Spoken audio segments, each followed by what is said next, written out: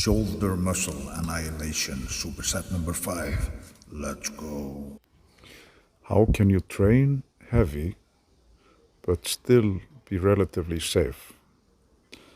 These exercises are a step in that direction. It also involves pushing the muscles to get more muscle tone for endurance. So here I'm doing the 5th superset or triple set of shoulder presses, alternating in machine.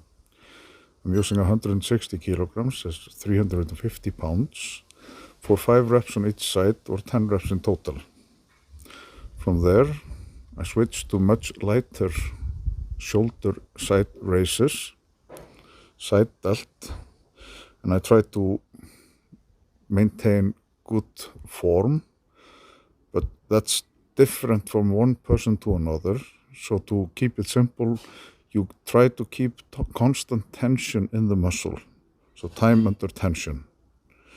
And after I completely kill the side delts in this one, I go over to the assault bike and do a 30-second sprint.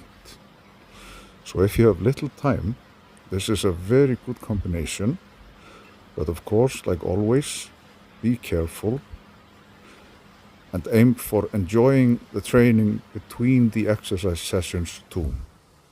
Good luck.